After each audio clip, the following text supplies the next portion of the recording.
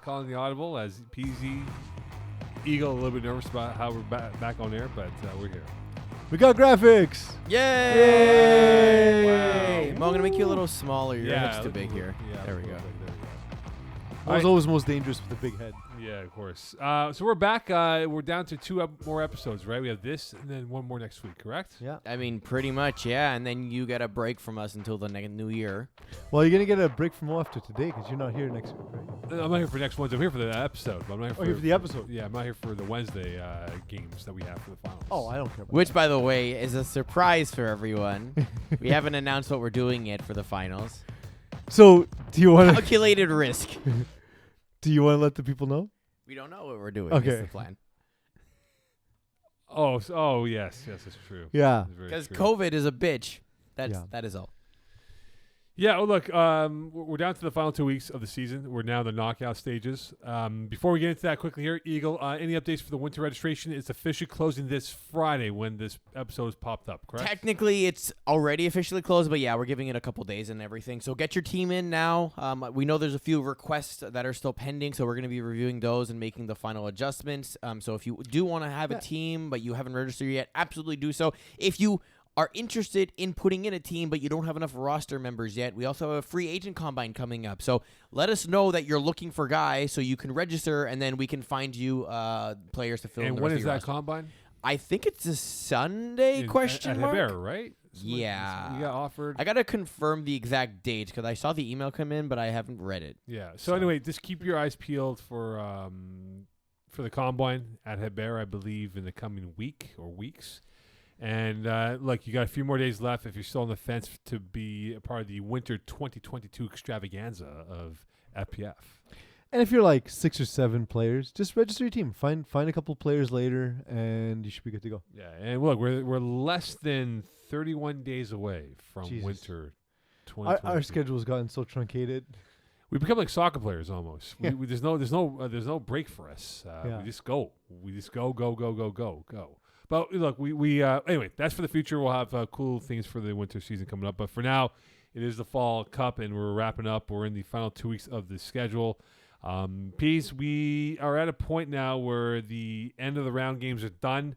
What caught your attention from the overall 4 tiers of what we've had in terms of the games that were played this past week? Well, one of the things that caught my eye is nobody, including several staff members, understood the tie breaks for this round. Still figuring it out. And the website wasn't completely cooperative. So if you go to the tab knockout round, you'll see your matchups. If you try and figure it out using the combined tab of standings, that won't get you there. But I'll start in tier 2, Mo. The things that surprised me are Ravens finishing as low as they did, and Useless Diablos not qualified. Like, I didn't think a team led by François Martin in tier 2 would not make I called it. the playoffs. Usus Diablos. But why? Why did you call it? I just had a brain fudge on the name. The other thing I caught in tier 1, we'll talk about this, I'm sure, at some point, but Urgence-Médic is getting ready to play their 3rd matchup against Blessed. Blessed so far has swept them 2 wins to none. And Urgence-Médic, I was talking to Mathieu today, Flag Jesus, and I said, look, what it seems for me, I've actually watched them play 3 times this season, and what it seems like is they're a team that was bored by the regular season. Jesse Dupuis specifically seemed kind of like lackluster, and I've played with Jesse. I know him as personally. I've seen him play a long time through Alpha T's and Urgence-Médic. They kind of were going through the motions, and my worry is, the cliche of all cliches is, can they hit the switch in the postseason? They've always been better in the postseason than even they've been during the regular season, but they've never had a regular season like this either. So that kind of caught my eye in tier 2. Tier 1. Yeah. And in tier 3, what's interesting to me is we had some teams that were familiar, right? Like we had Part of My Swag, Trailer Park Boys were familiar. Save the Turf Tools had a great debut season in Division D.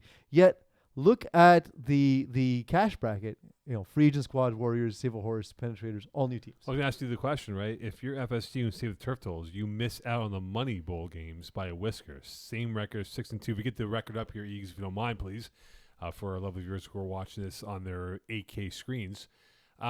If you are those teams, FSU and Save the Turtles, how's the morale knowing that, hey, you missed out, but look, we have a bright future ahead of us, perhaps? Well, my morale would be more jaded by the fact that I had whiskers. That's a medical condition. You need to get that cleared up. It's a problem. But so if I put on my FPF player's hat, and I don't know if this shows tremendous privilege or not, but the cash doesn't mean all that much to me. I want to win a bowl. I want to win a championship. That's all that really matters. So I mean, missing out by a game or by tiebreakers hurts, but I guess it doesn't. For me personally, it has no impact. I would imagine most like Eagle. So speaking of privilege, I would imagine you're in the same boat. Like you didn't qualify, but I think if you just got a chance to compete for a bowl, that would matter more to you than the money, right? Like it's not enough money that it matters. I've actually competed for 2 bowls in past fall seasons, neither of which were for money. Not that it matters. Same here. But I think this came from an initial concept where it was a charity tournament, actually, right? Yeah. So the money, even though it was going to, like, we were giving a big donation, but there was prizes for the team who won, and a lot of the teams actually gave the money back to us to donate to the charity, right? Yeah. And that was like a common thing. And we're like, well, if we're gonna do a real season without an actual charity behind the whole fundraising aspect, we'll just give it to the people and they can keep it. So.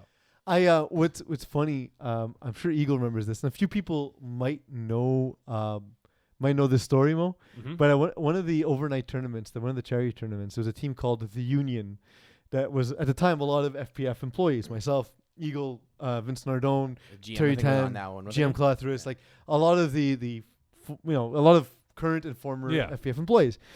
And Rob, this is either early cap or pre-cap era, and Rob decided to put that team of largely at the time Division 3, Division B players in the lowest bracket of the tournament, which we were already a little embarrassed by. We knew we probably were going to win. We won the bracket. We won.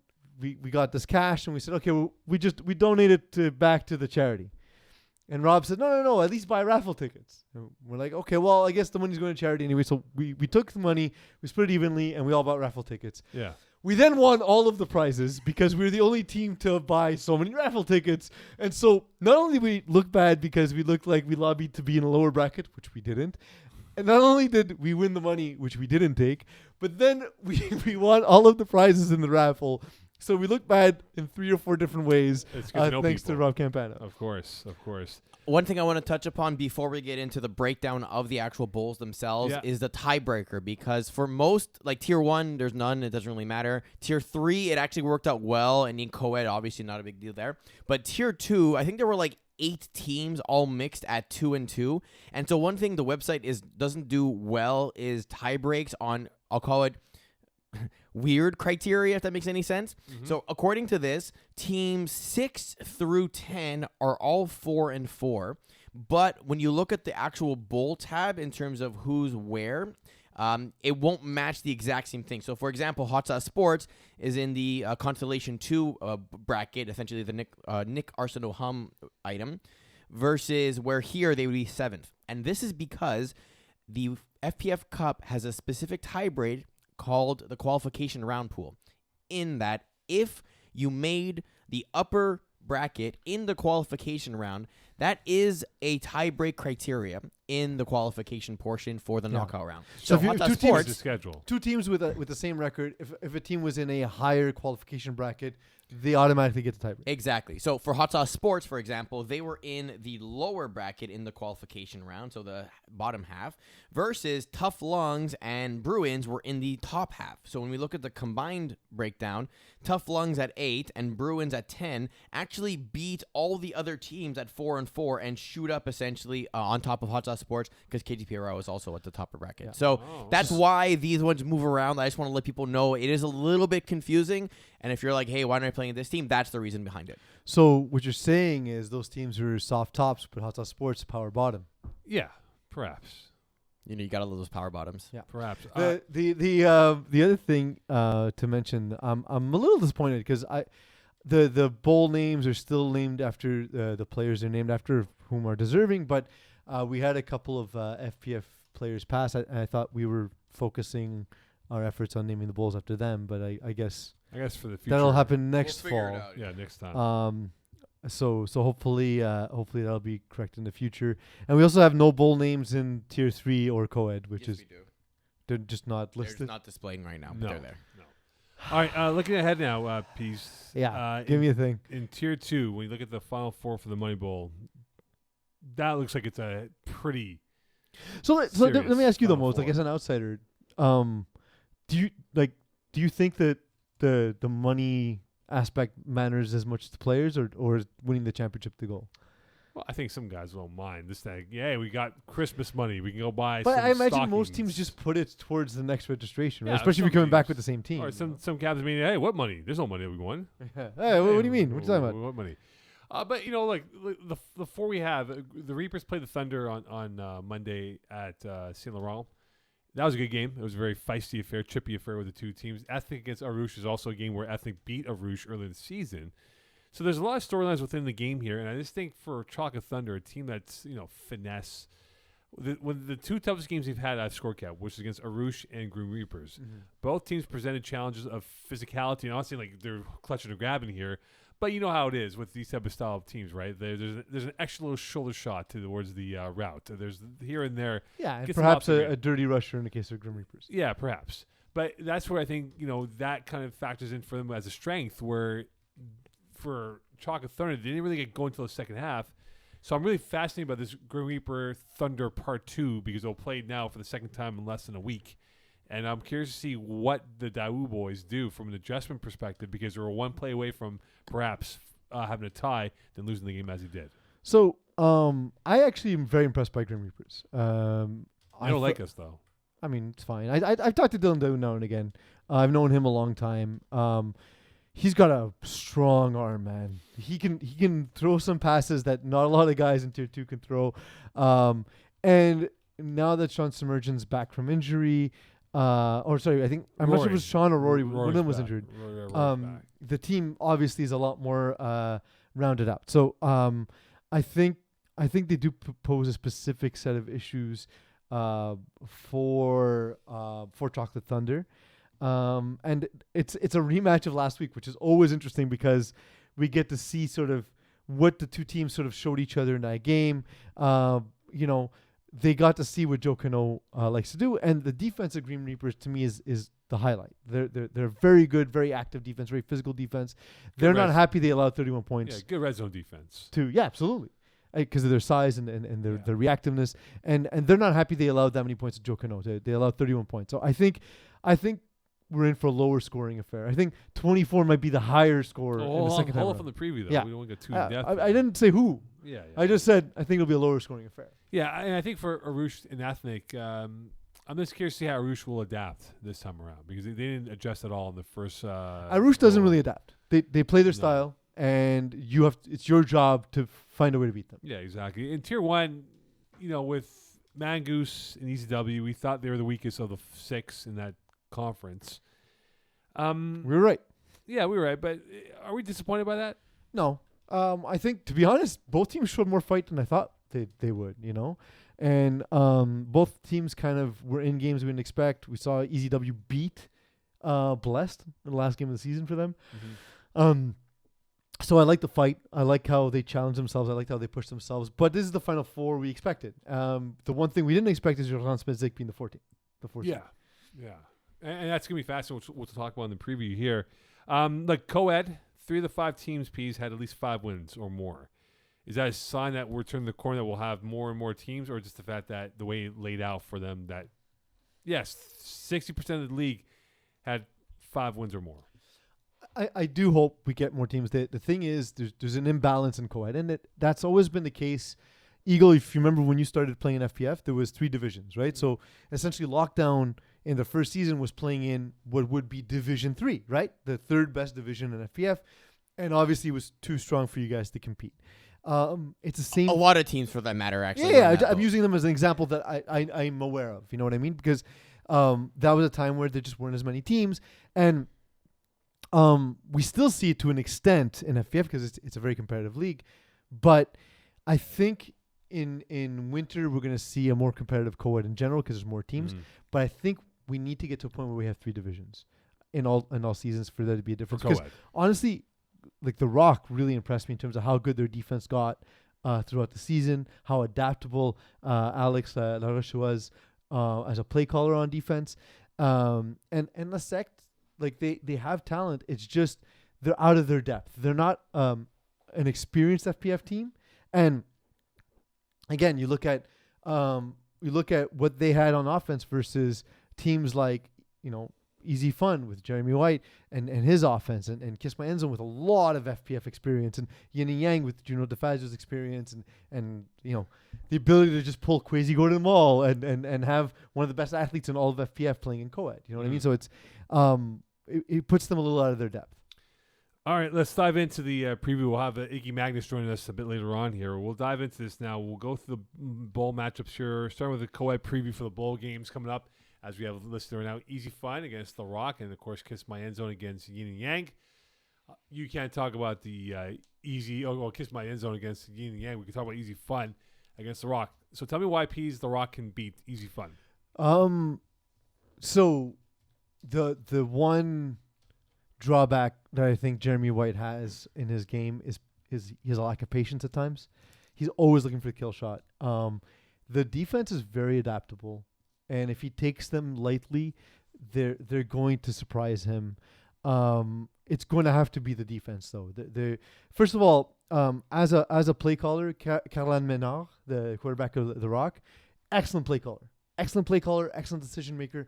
What she struggles with is making throws to the second level because her first read is always the short reads. Mm-hmm. So if you take those away, she's throwing deep late without having a particularly strong arm. But if she's able to dissect your defense and attack short quickly, then you're going to give up yards. They're going to march the field on you. They're going to take time. So then it's incumbent on their defense to not have to make her be perfect. If she can have 5 drives and score 4 of them, the Rock can win the game. But they're going to have to force turnovers. So tell me why Kiss My End Zone will lose to... because I'm a terrible quarterback. So that's the only way. Rumor has it, was there anyone doing a little video taping of? Yeah, I was. Look, I'm.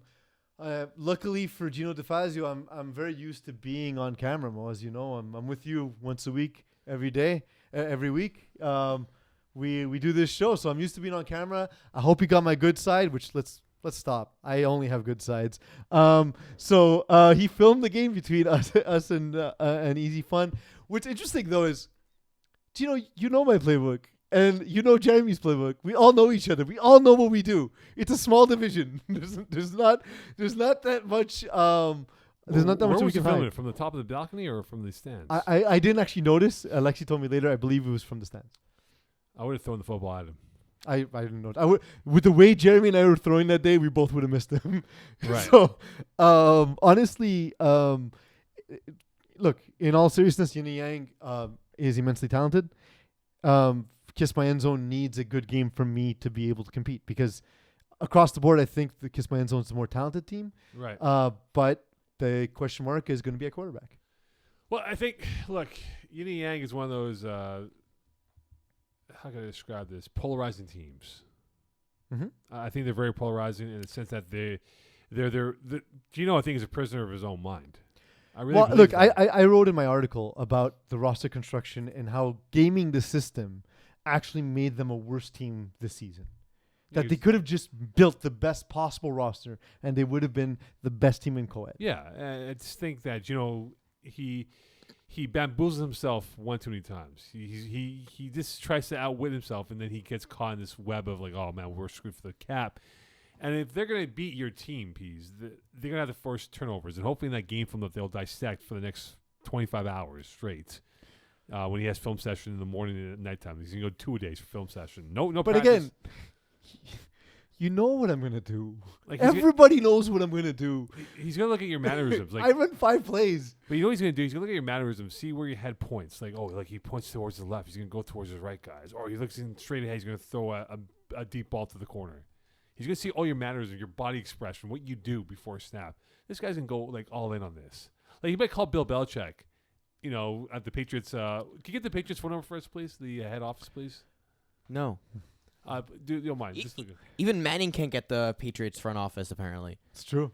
It's true. Anyway, he's probably call Bill Belichick and ask for his advice on what to do against you on Sunday when you guys play each other. So Yeah. Look, I think it'll be a good game. I like throwing shade because it makes the show more fun. But in all honesty, I have a ton of respect for that team. I've said all season long, Marie-Lou Côté-Noël is the best rusher in FPF period. Kwesi Gordon-Mall, ridiculous athlete. Gino himself is very talented FPF player, right? Like, you know, of all the things we make fun of, it's never his ability to play the game, right? Like, so it's just his ability to manage a team. To just be a normal human person sometimes. Of course. And Ryan too. Ryan Dobbs-Garnett, great snapper. Yeah. He actually burnt him for a couple touchdowns, I heard. All right, anyway. Happens. Tier 1, looking at the preview of the bowl games for Tier 1 and some key points to look at with these two teams playing each other. Blessed against Arsenault-Hum, Apocalypse, KGP. I think Arsenault-Hum can beat Blessed. They should, right? I think they will. They're essentially a Division 1 team. Yeah, I think they will. They should. Look, I'm not saying Blessed is terrible. But so do you think that there's something to, like, again, if we take that cliche and dissect it, what the cliche actually is you can't be lethargic and then expect to be at your prime, right? Do you think that that's a group of guys who can do that? Yeah, I think they can because the team, I probably score kept 2, if not 3 of the games. I think 2, if not 3 of the games. They're better than KGP and Apocalypse. And people say, "Oh, hey, they finished above them." Well, yeah. But they're not playing KGP or Apocalypse. They're playing Blessed. They're playing Blessed. That's right. Like the championship game is here. It's I'm disrespecting KGP again because I always seem to. But yeah, I think I think that the championship will come down to Blessed versus Arsenault-Hum. Yeah, I mean, look, both quarterbacks are very good, Harvard Prasad and Jesse Dupuis, but I think this is the time where Jesse Dupuis wants to shine and really evolve. Who's a better quarterback? If you're talking about strength on strength, everyone's got the best Just team. Like not best thrower, just best quarterback of all the skills: reading defenses, play calling, throwing all the different passes, straight up arm talent, like all the skills combined. I think Jesse Dupuis. I would have said Jesse Dupuis before this season, but I think Stephen Harpersad's really taken a step By 3 yards. By 3 yards? By 3 yards. I honestly I think he's closed the gap. Steven's getting there. I think he is. To me, he's there. But let's see him do it at a higher division, right? This is it. He's doing it at the higher division. No, I know, but now he couldn't do it at a higher division. No, but for the real deal will be in winter. But for the time being, yeah, this is the highest possible level he can be playing at. This is probably the toughest team he'll play. But I just think that for Arsenault-Hum and for how they've been this season, yeah, they've been very polarizing in the fact that they got ripped by the KHP by 42 points. But then again, you're talking about... But that was a game where wasn't... Valet was quarterback. Valet was quarterback. Exactly. But then again, you talk about this team here where they play... I'm not saying they play down to their competition, but there's elements that they do at times. But they didn't used to. This is the first season where they have. And it's bothersome. But I think you're right. When you ask the question, can it turn it on? I think they can turn it on. I think they will be motivated to show that, hey, we're not a pushover compared to Blessed and going to this football game. I know Terry Babylon Club's like, hey, well, Mo Khan's talking trash about us, blah, blah, blah. Look, Blessed is a good team. I don't think we've ever talked trash about Blessed. There's another team we've been kind to. They always since they joined FBF. These guys somehow know my pick. Hey, you picked against us, huh? I'm like, really? I did? I don't remember, man. Yeah, you picked against us. I'm like, okay, cool. I picked against you guys. I'm sorry. I don't know. Stephen Harperson, by the way, super, super nice dude. He messaged me saying, "Hey, dude, I just saw your game scores from Sunday night. I had a rough night. I lost both games." He's like, "Hey, just let me know what happened, how I can help." Like, super, super nice dude. Super nice dude. Oh man, send this to Peeze. I meant to send this to Eagle. No, he's just a really good dude who loves the game of flag football, man. All right, so in the third and fourth place game, Apocalypse against KHP, since we're making this the championship game here, The consolation game within the championship bowl. Exactly. It's like Watch KGP win again. So it's possible. Do you think KGP has a chance to put together a string of 2 wins and win it again? They keep doing it, Mo. They keep doing it. Like, that's the thing is, they keep starting the season slow, and we're like, okay, yeah, they're not the best team in the division, and then they end up okay, and then playoffs come. Like, I don't know if your Smith-Zick can sort of hit that metaphorical switch, but we've seen KGP do it 2 seasons in a row now. Right. So, is it possible it's a 3rd season? Yeah, it's possible. I think this team that they've built, I like the talent that they have for KGP. I really do. Eeks, if you don't mind posting up that roster for KGP for us right now. My computer's a little bit slow as you speak. But do I have to? Yes, you do, please. All right, I got it. It's Brendan Parham, Dylan Garber, Jonathan Garfinkel, Julian Payma, Kwesi Gordon Mall, Yeah, I think Payma just submitted his doctor's note. Did he not, Eagle? Who, sorry? Julian Payma. I believe that's correct, yes. Yeah. So if they're healthy, then yes, I think they can definitely be Apocalypse. But Apocalypse with Jeff Rosenblatt, he could put up numbers, though. Like, he can drop 300 yards on a team and get 6 touchdowns if he's locked in. It's all rhythm for Jeff. If he gets into early rhythm on his first 2 drives, that maybe comprised of maybe 12, 13, 14 plays and scores 2 TDs, it's tough to beat a Jeff Rosenblatt like that. I said this in an article. I actually had a chance to talk to Rose after my game this week and before his started. There's not a guy who's playing quarterback in FPF who has improved as much as Jeff Rosenblatt in such a short period of time. He was a Division 6 quarterback, it seems like, just a handful of seasons ago. Mm-hmm. And, he's now in that top echelon of, maybe top 12-ish guys. Yeah. He throws such a nice touch pass. He has enough power to get into tight windows. Great at reading defenses. Such a good decision maker. I like him, and I like that team. Apocalypse, to me, was a team where, if Blessed didn't make that transition to that next level, I thought that the Jeff Rosenblatt with, guys like Travis Moses, Quay Johnson, Kendall Myers, higher division guys, but also guys like Ben McMahon, guys like Pajazon, who low division guys who have a lot of speed, a lot of ability, who just because they haven't played high division doesn't mean they couldn't compete at high division, and that's what we saw all season long. All right, then let's dive into the next topic. This is the speed round of analysis as we get into the T2, T3. So Tier 2, 15 words or less. Okay. So we will go in order here. Eags, you want to set us up for the scheduled games here? We have the Akked Moore Bowl. We'll have Chocolate Thunder versus Grim Reapers and Team Ethnic versus Arush. So which game do you want to pick? I'll take the other game. I'll go Team Ethnic Arush. Okay, go for it. 15 words or less. What am I doing though? Preview. A preview? Yeah. Team Ethnic, smart passing, Arush, keep pace. 7 words. Monument to efficiency. That's 10. There we go. I still have 5 more words. Can we actually do real analysis on these teams though? Like general thoughts other than. So what I'm trying to say is Team Ethnic. It comes down to Ben Lawler. Ben Lawler, if he doesn't make mistakes, which I don't think he will, because again, Arush is not an adaptable defense. They will put up points. Arush then will need to keep pace to win the game. So if this is going to be a game for Arush to win, they're going to have to rely on converts and efficiency. All right, so 15 words for my Thunder versus Arush. Reapers, and I'll go into in depth. Reapers need to play physical. Cano has to throw touchdowns on his first 2 drives. Okay. Amazing. Okay, so this is my key for this game now. The Reapers, I think, are in the head of Chocolate Thunder. They really got under their skin at times. And you can see it. Bissett kind of got irritated by the Daouz. They weren't afraid to. They weren't backing down, Green Reapers. And I think you made a great point about the arm strength of Daou and what he did. On the last play piece, usually about 5 yards out, right? He was at the 10, as his own 10. He went to the back line of the end zone. So that's a 20-yard snap.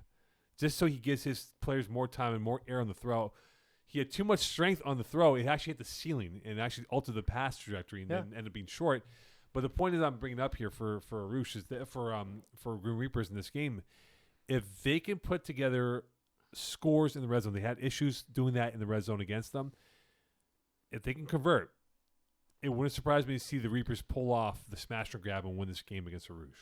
They got to score in the red zone, though, which they couldn't do on Monday nights. Okay. Yeah. I'm sorry, I was turning to you for rapid fire. Yeah, Wrong show. All right, next game here, Eeks. Let's go. All right, next we have the Consolation Bowl, which is going to be the Kevin Wyeth Bowl, where we have the 5-seed Chenard versus the 8th-seed KGP Raw, and the 6th-seed Tough Lungs versus the 7th-seed Bruins. Okay, so 15 words or less. You pick which one you want. I'll go Centaur's KGP Raw. All right, go for it. Centaur's best roster in the tier. KGP Raw. How many words is that? That's 9. Okay. KGP Raw, most annoying offense. 13 words. Yeah. So Centaurs have the best roster in the tier, just top to bottom. They play a predictable defense, but they have the athletes to make plays anyway. So what Ryan Garber will have to do in order to make sure that the team comes out ahead is do that thing that he does: extend plays, find open guys, hit the windows. He's gonna know what's open pre-snap. He just has to make the right decisions. Annoying offense. All right, here we go. 15 words or less for Tough Lungs against Bruins. Game managing quarterbacks. Fascinating battle between those two. How many words is that? You're at 8. The Wrangler needs to play big. 14. Boom. Okay, so look, the two quarterbacks in this game, Lerner versus Gab Wiseman. This isn't going to be one of those they'll throw 40 balls every single play. They're going to be very time-consuming with the drives. I want to see Lerner kind of veer off of Justin Lerner a little bit here because he is the sole factor of him being a chief destructive defenses out there. So the guys like the Wrangler, other guys, they have guys on the team that can make plays for them. But the reality is for Matthew Lerner is he comfortable with his other players on the roster. Whereas with Gab Wiseman, that defense with Nelson Pereira and others on that defense, they're smart and they play their assignments to a T, and I think they can force or turn over a two. If they do, I think it bodes well for the Bruins in this matchup. Who's going to win the battle between Justin Lerner and is Zach Zorn going to be there? Is he back from injury? I don't know if he's back. Yeah, from I'm not injury. sure He about submitted a doctor's note to be eligible, but I don't know if he. So let's say he is eligible and he's back. Is that the guy you put on Justin Lerner to try and shut him No, down? because he's not healthy. But it's also not how they play. It's not Yeah. the way the Bruins play defense. So it depends. First of all, Justin Lerner tends to work out of the slot, if I remember correctly. So it won't be Zach or Gab. Yeah, and if that happens, you want to test Zach Zorn and see how he is health-wise because he hasn't played in how many weeks. You know, that's going to be key. But for that's just not the way the Bruins play defense. Exactly. Next games. All right, so then we're going to go into the Tier 2 Consolation B, which is going to be the Nicolas Arsenault-Hum Bowl, where we have the 9-seeded Hot Sauce Sports versus the 12-seeded Mean Machine, and the 10-seeded Los Siete Amigos versus the 11-seeded You're first. I'll go first. I'll take the hot sauce and Mean Yeah, Machine. I would imagine so. No, take the other one. It'll be funnier. Oh, man, it'd be really funny. Okay, here we go. Machine need to finish off drives. Hot Sauce Sports, maybe too much. All right, that's 12 words. That's 12 words, okay. What's the analysis? All right, here's the thing about Mean Machine. So I score kept the last couple games for them. They've had double-digit leads of 12 points or more, and they've collapsed in the second half. Mm-hmm. For whatever reason, when you look at this team, this is a team that's really – I like the roster, good guys. Ziegler is really good. I don't know why the quarterback name's blank in my head right now. Is it Frigenbaum? No, it's tall dude. No. Daniel Goloff. Daniel Goloff, thank you very much. He's got to kind of diversify the taste palette of his play calling and kind of stretch out. He got conservative. That's what it is. He got conservative when he's had these leads. And then the thing is when teams come back against them, they're like, oh, we still have a one-score lead. Even if they score, we can come back and win it. And they've collapsed. Yeah. So for Hot Sauce Sports, if you can jump out, like I'm not saying go behind 12 points here because it may not happen for you in the benefit, but if you can try jump not to, Mo. Exactly. But if you can jump out to an early lead against this team and put them in that trail position that they have to chase you in that football game, I think Hot Sauce has a good chance to pull off that victory. We'll see. So I got Los Siete Amigos and Ravens. Bunch of big guys need to stop Dawson Pierre on jump balls. That's 12. That's all I need. All right, perfect. Ravens, look, they got size. Mathieu Hull, and Kemba Kachalua, and they have another dude who's like Kachalua. I don't know why I struggle with that name. Those are some big dudes. Felix Gagne, by the way, also a mammoth human. So they have 3 guys who are like above 6'2", if I'm not mistaken, and they're physical players. Dawson Pierre is the best I've seen at high pointing a ball in low divisions. He was double teamed in our game, and he still caught 3 touchdowns on goal line on red zone fades. And then on offense, Ravens need to find a way to occupy Dawson Pierre so that they can run their offense, because he is an incredible defender. All right, then. Next.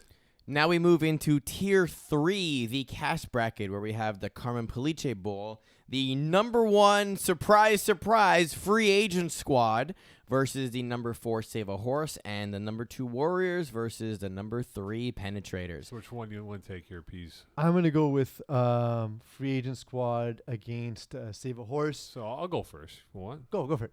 All right. So are we do 12 words or less, or 15? 15 is a little bit more. It's more challenging. In case you need the 15. In case you need the 3 words. Of course. Okay. So we got Warriors and Penetrators. Why is Carmine Pollice bleeding in the back of his head? I think it's for his outdoor touch team. Oh, okay. Yeah, the uniform that they have. That's why. I think it was The Usual Suspects, isn't it? Yeah, a bunch of old guys. It's a play on some movie. I'm pretty sure it's Usual Suspects. Okay. Okay, here we go. Penetrators versus the Warriors. Fergenbaum, legit quarterback. Mm-hmm. How many words am I at now? 5? 5. Penetrators need equal value. You were at 3 words. Penetrators, legit quarterback. Fergenbaum, legit quarterback. Penetrators? Need equal value from their quarterback play. 12 words. So, like, I know they played each other on Monday, Mm-hmm. and pretty much it was a game that didn't really mean much in the end. But what I'm curious to see from the Penetrators is because they've had a relatively easy schedule, but look, they have a good team. Rocco Cristiano is a really good receiver. I think he's made a big difference for them. I think Justin Goodman has, I'm not saying he's elite, but he's got qualities that make him a guy that can definitely become an elite quarterback in this league. And I think if he can maintain his focus and not get too off course here, he's got complete balls. And when I'm saying about complete balls, I'm talking about like a 65 to 70% completion rate here, and keep Fergenbaum on the sidelines. If you can maintain long, sustaining drives against the Warriors, I think it gives them a good chance. And look, this penetrated team has been very ambitious attacking the football in the air with their defense. If they could create turnovers in this football game, this might be a closer affair than expected. Free agent squad, Save a Horse. Manuel Allard Roy is a monster. 8 words. Kyle Daniel, backside read. Oh, 13. Oh, you're close.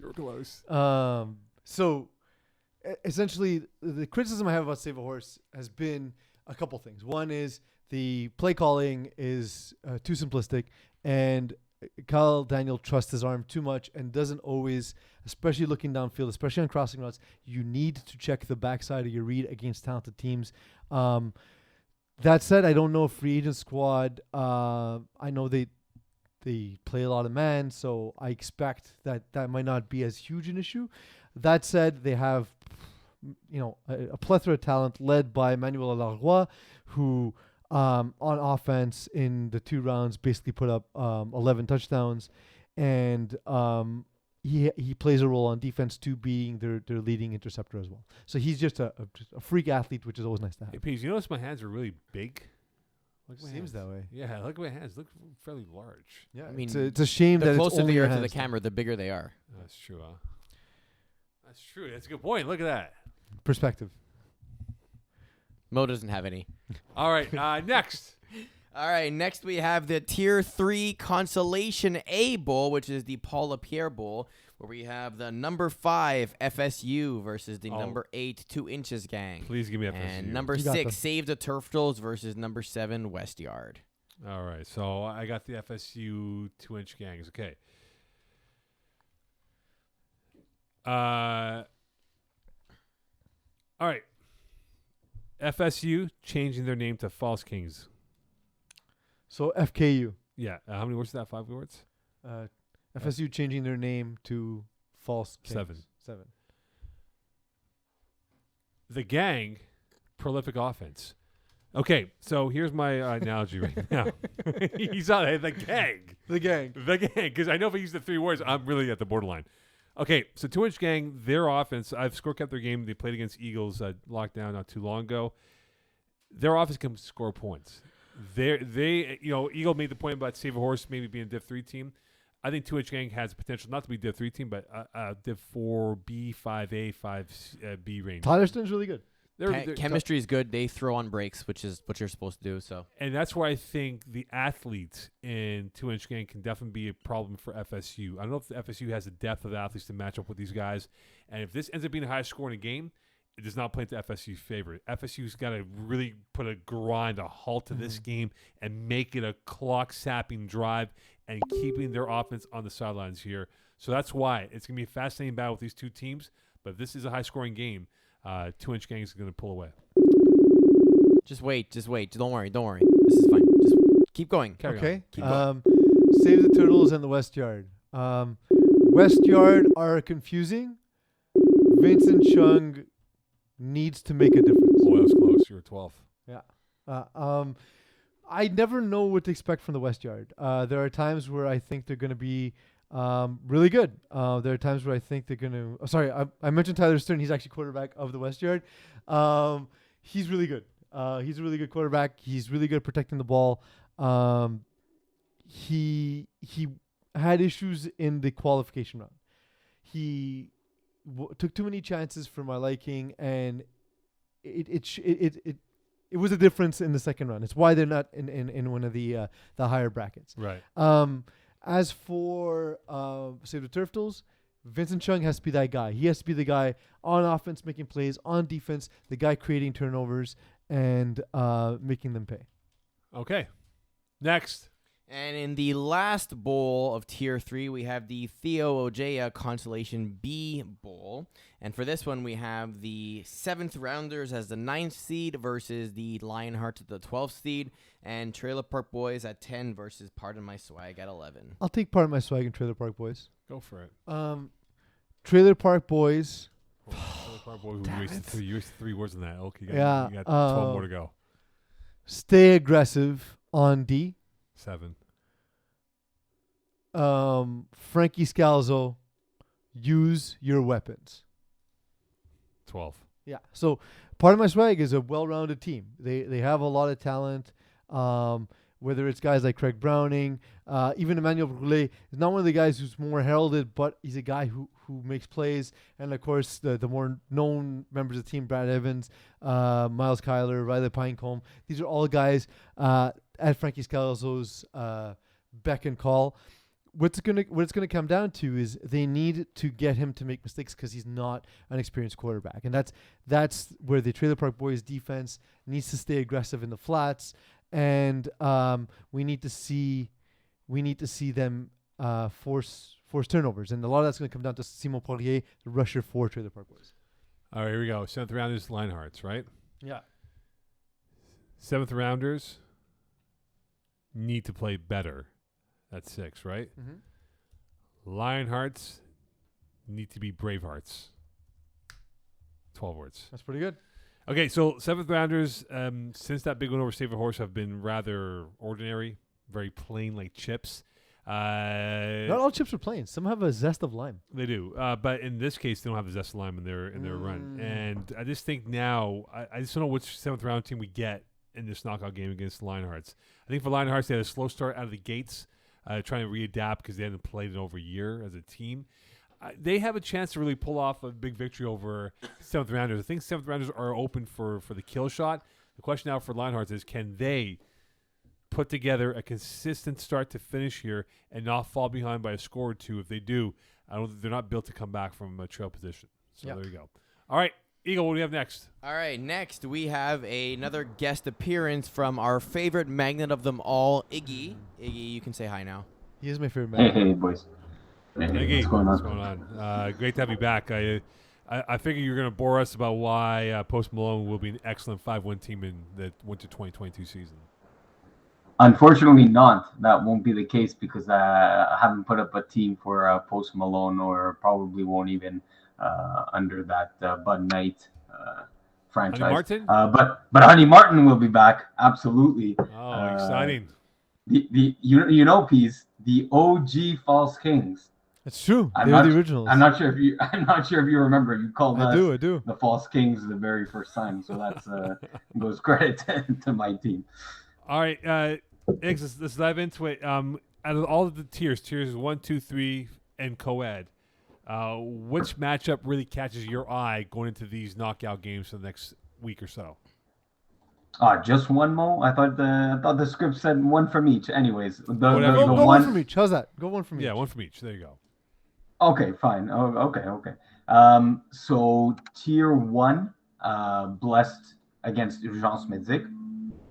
I think, or at least the question is, can Blessed do the incredibly difficult task of beating the same team a third time in one season? That's, it's hard enough to do it twice, really hard to do it a third time. So that'll be an interesting question there.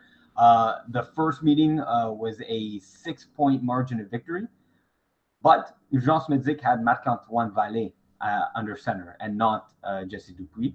And of course, like I feel like I talk about every time on a big game and a big stage, Marvin Steinberg in that first game had over 100 receiving yards, 3 touchdowns, and a pick. And Steven Haraprasad did his thing, 5 TDs, no picks. But that second game, 3-point margin of victory. Steven Haraprasad, 4 TDs, 2 interceptions. So it was an un-Steve-like game from him.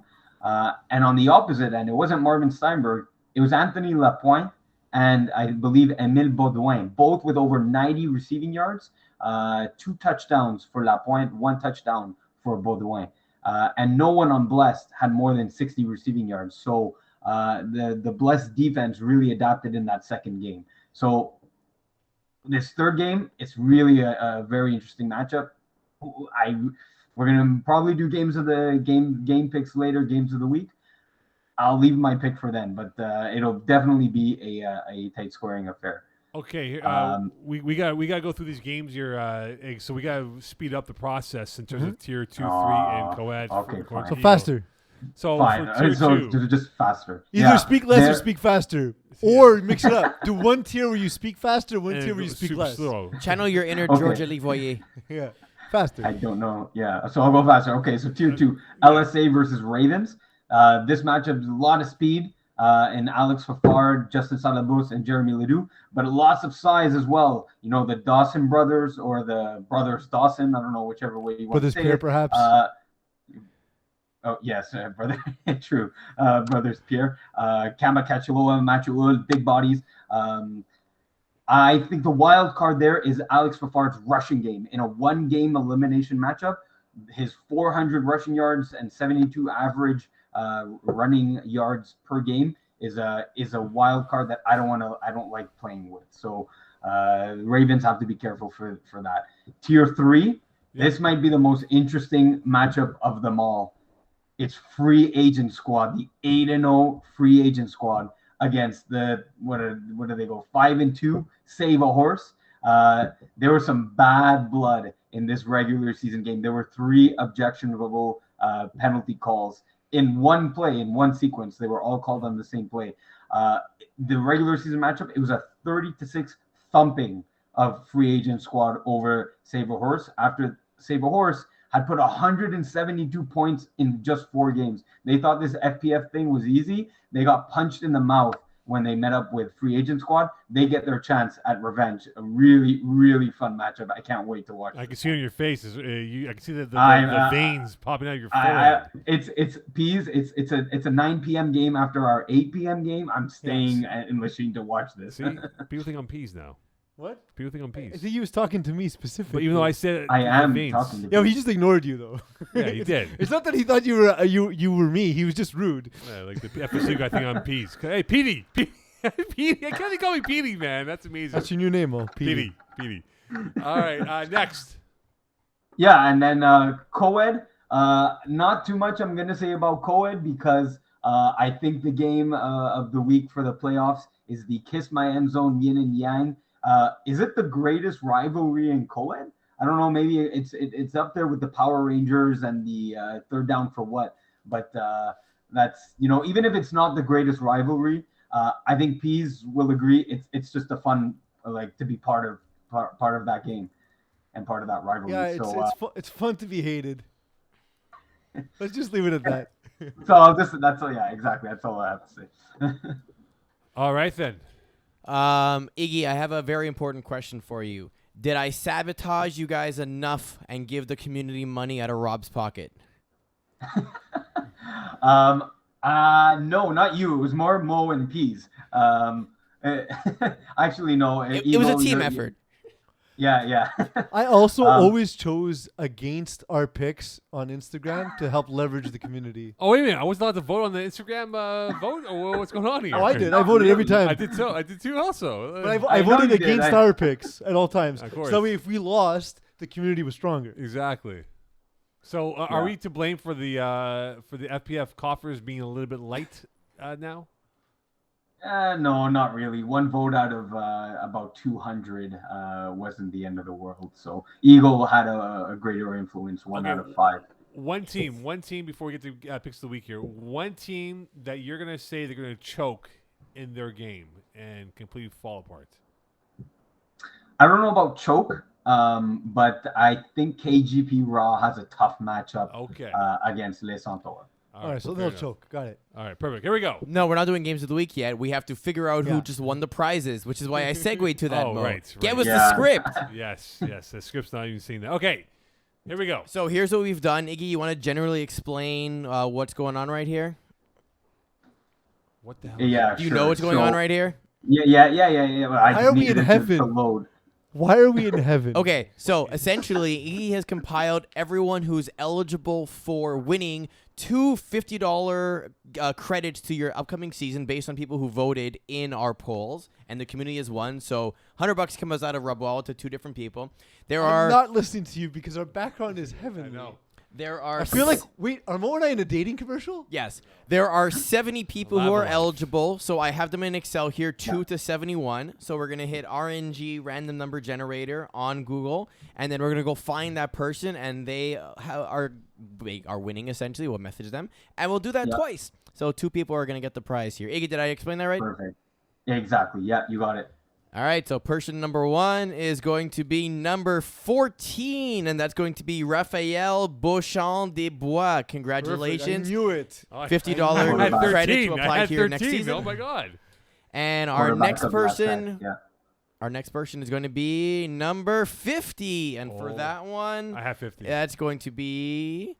Thomas Couture. Oh, I knew it. Tama. All right. And there we go. So now we have our award winner. Can we do the third one to see who finished third? Who didn't get money? Yeah. The first of the losers. Yeah. So this is like the consolation round. Yeah, Best here we go. loser. All right, best loser is number 64. Joe! And that's Joe going Cano. to be Joe Cano. You are our biggest loser. So close, Joe. So Mo, quickly, Yes. what would be your pitch on like a dating commercial? Can we get the white background again? That was really fun. Yeah. If you don't mind, we changed it up a little bit here. Okay, perfect. Thank you. Are you alone on a Friday night? Christmas is around the holidays? Call Lava Life and enjoy yourself. I was really, really looking forward to dating again, but then herpes sent me back, and now I got the all clear. Lava Life. So it's a visual comedy for the visual audience. Oh, man. We now know what we look like where Mo is small spoon.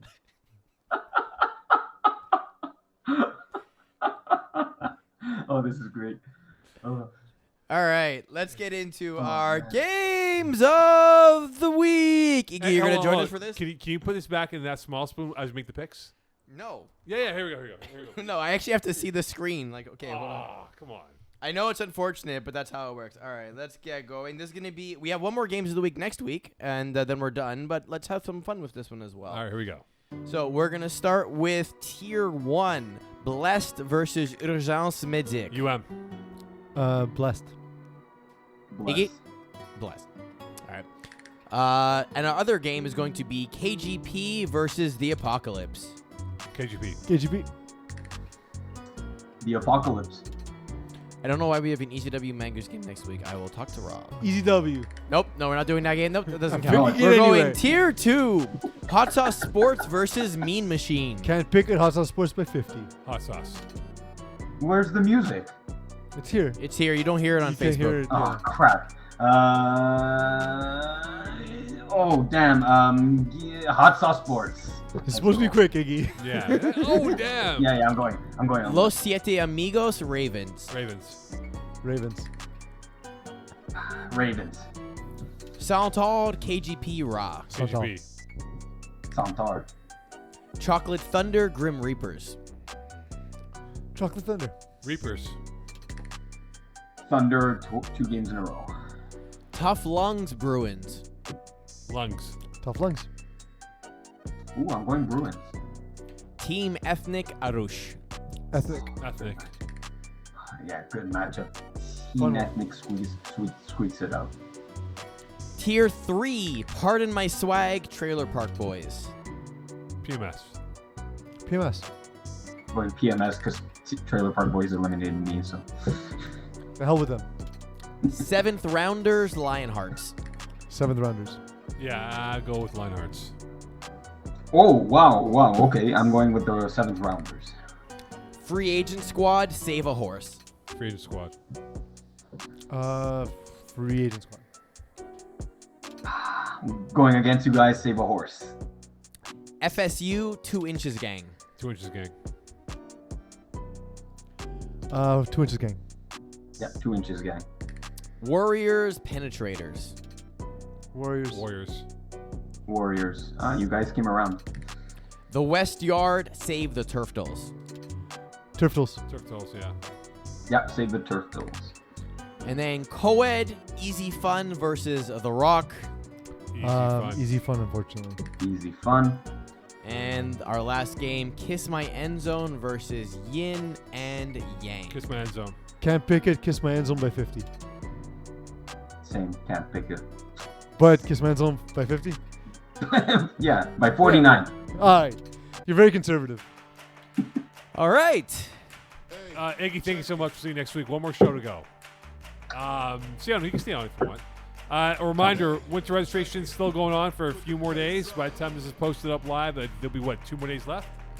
I mean, get it in as fast as you Yeah, can. Exactly. Yeah. I'm sure you do, Eeks. Yeah. Nicely done. We're down to the final 3 days of competition. Well, Wednesday, Sunday, is there game Mondays? I don't know, man. What's I going don't on? know. We've done the last days. Last days before we wrap up with the Fall Cup. It has been a very Looney Tune-like. So look forward to that. We'll have one more episode here, and then we are done until January, thankfully. Magic words, please. Jennifer Lawrence is pregnant? Oh, good night, AC Milan. Congratulations to Thomas Couture and Raphaël Beauchamp des Bois for winning the raffle. And We'll be Joe reaching Fish in out. third place. I knew it! Thanks, boys.